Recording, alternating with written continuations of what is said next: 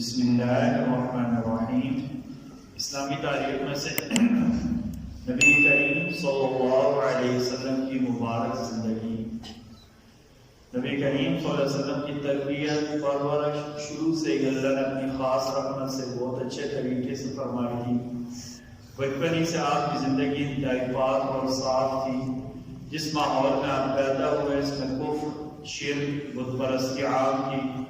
ہر طرف طرح طرح کی برائیاں اور اخلاقی گندگیاں پھیلی ہوئی تھیں، مگر اس ماحول سے دور رہ کر آپ زندگی گزارتے۔ بت پرستی سے آپ صلی اللہ علیہ وسلم کو طبعاً نفرت تھی۔ قوم میں آپ صلی اللہ علیہ وسلم سب سے زیادہ شرم اور حیا والے تھے، سچی گفتگو کرتے، رشتوں کا خیال رکھتے، لوگوں کا بوجھ ہلکا کرتے، ضرورتیں پوری کرتے، وعدے کو پورا کرنے کا اہتمام کرتے۔ عبداللہ بن ابی حمزہ فرماتے کہ نبوت سے پہلے آپ صلی اللہ علیہ وسلم سے ایک معاملے پر میں نے آپ کو سے وعدہ کیا کہ میں ابھی آتا ہوں، میں بھول گیا۔ تیسرے دن رات میں نے دیکھا کہ آپ صلی اللہ علیہ وسلم وہیں انتظار کر رہے ہیں اور میری بات خلافی پر غصہ بھی نہیں کیا، اور کہا کہ آپ نے مجھے تکلیف دی ہے، میں 3 دن سے اس جگہ آپ کا انتظار کر رہا ہوں۔ ایک فرض کے بارے میں بغیر کسی عذر کے نماز چھوڑ دینا۔ آپ صلی اللہ علیہ وسلم فرمایا جو بندہ 2 نمازیں بغیر کسی عذر کے ایک وقت میں پڑھے اور کبیرہ گناہ کے دروازے میں سے ایک دروازے پر پہنچ گیا، نے جان بوجھ کر نماز چھوڑ دی، نہیں پڑھی، پھر اگلی جماعت میں قضا پڑھی تھی۔ ایک سنت کے بارے میں 4 چیزیں نبیوں کا طریقہ ہے، یعنی نبیوں کی سنت ہے، ہر نبی نے یہ کیا ہے۔ آپ صلی اللہ علیہ وسلم فرمایا 4 چیزیں تمام نبیوں کی سنت ہے۔ نکاح کرنا، ابھی یقین میں نکاح کرنا اتنی بڑی سنت ہے۔ اگر ہمارے معاشرے میں سادگی کے ساتھ نکاح ہوتا ہے، سادگی کے ساتھ نکاح میں شرع کیا ہے؟ حجاب قبول کرنا، شرع کے حجاب قبول کرنا، اپنی استطاعت کے مطابق مہر رکھنا اور ولیمہ کرنا، وہ بھی لمبا چوڑا لازمی نہیں ہے۔ یہ صرف نکاح ہے بس۔ ہم نے ہندوؤں والے کام بیچ میں شامل کر کے نکاح کو مشکل بنا دیا ہے، جس کی وجہ سے بچیاں گھروں میں پوری ہو جاتی ہیں، ہمارے نوجوان غلط راستوں پر چل نکلتے ہیں، ہمارا معاشرہ، ہماری اخلاقی اقدار تباہ ہو کر رہ جاتی ہیں۔ ابھی تو یہ حال ہو گیا کہ چھوٹی عمر میں شادی کر رہے ہیں، اس کو تانے مارنا شروع ہو جاتے ہیں، حالانکہ یہ عمر ہوتی ہے جو بندہ گمراہ ہوتا ہے، غلط راستوں پر چلتا ہے۔ جب دیکھیں نکاح میں میرا کام روک تھوڑے جاتے ہیں، ہم نے غلط تصورات بنائے ہوئے ہیں، بھائی کچھ کماتا نہیں تو نکاح کیسے کرے گا، نوکری ہے نہیں تو نکاح کیسے کرے، یہ سارے غلط تصورات ہیں، صرف شیطان کے راستوں میں سے راستے ہیں جی۔ ان چیزوں کا نکاح کا کوئی تعلق نہیں ہے۔ میرا نبی صلی اللہ علیہ وسلم فرمایا 4 چیزیں سارے نبیوں کی سنت میں: نکاح کرنا، مسواک کرنا، حیا کرنا، خوشبو کرنا۔ نکاح کرنا، مسواک کرنا، حیا اور خوشبو، یہ ہر نبی کا طریقہ ہے، ہر نبی نے یہ کام کیے۔ ایک فضیلت اور عام کچھ اخلاقی سے پیش آنا۔ نبی کریم صلی اللہ علیہ وسلم فرمایا اچھے اخلاق گناہ کو اس طرح پگھلا دیتے ہیں جس طرح پانی برف کو پگھلا دیتا ہے، اور برے اخلاق عمل کو اس طرح خراب کرتے ہیں جس طرح شہد میں سرکہ ملا دیا جائے۔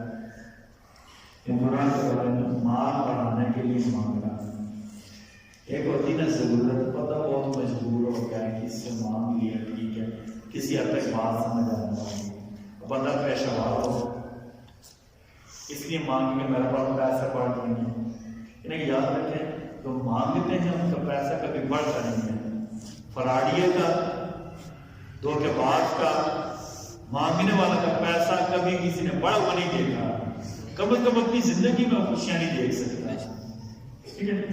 آپ کو سب فرمایا جو بندہ لوگوں سے اس لیے مانگتا ہے کہ اپنا مال زیادہ کر لے، وہ جہنم کے انگارے مانگ رہا ہے، چاہے تھوڑے مانگ لے چاہے زیادہ مانگ لے۔ قرآن کریم کی نصیحت سورہ عمران آیت نمبر 104، اللہ تعالیٰ فرماتے ہیں تم میں سے ایک جماعت ایسی ہونی چاہیے جو نیکی کی طرف بلائے، نیک کام کرنے کا حکم کرے اور برائی سے روکے۔ ایک جماعت عورت ایسے ہونی چاہیے۔ الحمدللہ مدارس سارے اسی نیکی کے ذریعے ہیں. اس کے لیے کوئی مخصوص جماعت ہونا، مخصوص ہیئت اختیار کرنا لازمی نہیں ہے. ٹھیک ہے، مخصوص جماعت کے ساتھ لگنا، مخصوص ہیئت اختیار کرنا، پھر یہ سمجھنا کہ یہ نیکی کا کام کر رہے ہیں، ان کے علاوہ اور کوئی، یہ غلط ہے. ہر کوئی اپنی استطاعت کے مطابق، ٹھیک ہے، جتنی دینی جماعتیں ہیں وہ تو الحمدللہ کر رہی ہیں. ہماری کچھ سیاسی جماعتیں ان میں بھی ایسے شعبہ ایسا ہونا چاہیے کہ برائیوں سے روکنے والا. کیوں بھائی؟ دیکھیں مسلمان تو سارے ہیں، ہم تو بالکل پارٹی والے کو مسلمان کہتے ہیں، نون لیگ والے کو مسلمان کہتے ہیں، اور الحمدللہ تحریک انصاف والے کو مسلمان کہتے ہیں. تو ہر مسلمانوں کی جماعت میں ایسا گروپ ہونا چاہیے، وہ اپنے کارکنوں کی تربیت ایسا کریں جو نیکیوں کی ترویج کرنے والے ہوں اور قانون کے دائرے میں رہ کر معاشرے کے معروف کے مطابق برائیوں سے لوگوں کو روکنے والے ہوں. یہ نہیں کہ بات میں ایسا ہوتا ہے ہماری بے وقوفیاں، ہمارا احمقانہ طرز عمل برائی کو مزید بڑھا دیتا ہے. حکمت کے ساتھ اچھے طریقے سے. اچھا کون، یہ حکمت کا مطلب بزدلی نہیں ہوتا کہ ہر بندے کی ہاں میں بندہ ہاں میں لانا شروع ہو رہا ہے. یہ بزدلی اور منافقت ہوتی ہے. ہر چیز کا طریقہ کار متعین ہوتا ہے. ٹھیک ہے، اخلاق کا بھی، دین کی دعوت کا منہج اور اسلوب بھی متعین ہے. ٹھیک ہے، ہمارے اندر کبھی میں جذبہ چڑھتا ہے تو نہیں میں یہ کر دوں گا وہ کر دوں گا، بعد میں جذبے کے غبارے سے ہوا نکل کے آتی ہے. وہ گیس کو غبارے کی طرح کبھی آسمان کے ساتھ لگتے ہیں، ذرا ڈھیلا ہوتا ہے تو نیچے آ کر دھڑام سے گر پڑتے. نہیں، اعتدال کے ساتھ جو متعین منہج ہے، متعین اصول ہیں نیکی کے راج کرنے کے اور برائی سے روکنے کے، ان کو اختیار کریں. پھر بات سمجھ لینا. اور ہر جماعت اس کی ذمہ دار ہے، چاہے وہ سیاسی جماعت ہے، چاہے مذہبی جماعت ہے، چاہے کوئی کیا کہتے ہیں برادری ہے، چاہے کوئی کیا کہتے ہیں خاندان ہے. ہر کسی میں کچھ لوگ ایسے ہونے چاہیے جو نیکی کی دعوت دینے والے ہوں، برائی سے روکنے والے ہوں. اور یہ ہر کسی کے اوپر لازم ہے. یہ نہیں کہ دینی جماعتوں کا یا کسی تبلیغ جماعت یا مخصوص جماعت کے اوپر علاج نہیں، باقی نہیں کریں. نہیں، ہر جماعت کے اوپر. جو جماعت مسلمانوں کی جماعت ہے، جو جماعت مسلمانوں کے ملک کے اندر ہے، دین کا نام دے رہی ہے یا کیا کہتے ہیں کسی درجے میں بھی نام دے رہی ہے، وہ سب کے اوپر یہ لازم ہے کہ ان کے اندر ایک ایسا گروہ ہونا چاہیے جو برائیوں کو اعتدال کے ساتھ صحیح منہج کے مطابق روکے اور نیکیوں کی اشاعت اور نیکیوں کی ترویج کرنے والا ہو. اللہ تعالیٰ ہم سب کو کہنے سننے سے زیادہ عمل کی توفیق عطا فرمائے. کل انشاءاللہ باذن اللہ تعالیٰ جمعہ کا دن ہے. ہمارے یہاں جمعہ کا موضوع کا اب تو پتہ ویسے عموم کے مطابق ہم خلافت راشدہ بیان کریں. تقریباً 68 جمعے ہوں گے الحمدللہ، یعنی 1.25 سال تقریباً ہو گیا. یعنی خلفاء راشدین کی سیرت بیان کر رہے ہیں. خلفاء راشدین جو ہمارے ماتھے کا جھومر ہیں، ہمارے سروں کا تاج ہیں، ابو بکر، عمر، عثمان، علی، حسن، معاویہ رضوان اللہ تعالی علیہ اجمعین. ہم نے 68 جمعوں میں ابھی تک جن خلفاء راشدین کی سیرت بیان میں سیدنا ابو بکر صدیق، سیدنا الفاروق، عمر بن خطاب رضی اللہ عنہ، سیدنا عثمان غنی، سیدنا علی مرتضی، سیدنا حسن رضوان اللہ تعالی علیہ اجمعین کی سیرت ابھی تک ہم بیان کر چکے ہیں. انشاءاللہ ترتیب کے مطابق ہمارا اگلا موضوع ہونا چاہیے سیدنا معاویہ بن ابی سفیان رضی اللہ عنہ کی سیرت. لیکن مخصوص حالات کی وجہ سے کل ہم نے سیدنا معاویہ کی سیرت نہیں بیان کرنی.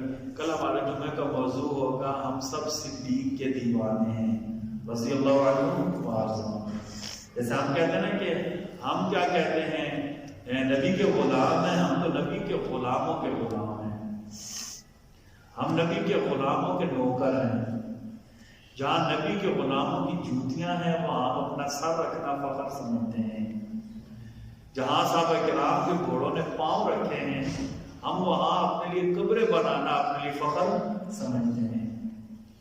انشاءاللہ باذن اللہ تعالیٰ کل ہماری مسجد میں موضوع ہوگا سیدنا ابو بکر صدیق رضی اللہ عنہ کی شان. آپ سے گزارش ہے خود بھی آئیں، اپنے دوستوں کو بھی لے کر آئیں، جلدی آ جائیں. مجھے اللہ کی ذات کے اوپر پورا بھروسہ ہے کہ ہم سب کا جلدی مسجد آنا، خصوصاً جمعہ دن مسجد آنا انشاءاللہ ہماری نیکیوں میں، ہمارے میزان میں بھاری پن پیدا کرے گا انشاءاللہ. اور کل جمعہ ہے، آپ نے سورہ کہف پڑھنی ہے انشاءاللہ، درود شریف پڑھنا ہے، اللہ سے مانگنا ہے، اپنے آپ کو فارغ کر کے اللہ سے مانگنا ہے۔ ابھی ہم دیگر دعا کریں گے، ہمارے بھائی عزیز صاحب کے رشتے دار ہیں، وہ بیمار ہیں، دعا کریں گے۔ بسم اللہ الرحمن الرحیم، بسم اللہ والصلاۃ والسلام علی رسول اللہ، اللهم اشف مرضانا ومرضى المسلمين، اللهم اغفر لنا صبرنا، اشفنا انت الشافي لا شفاء الا شفاء، شفاء لا يغادر سقما، برحمتك يا ارحم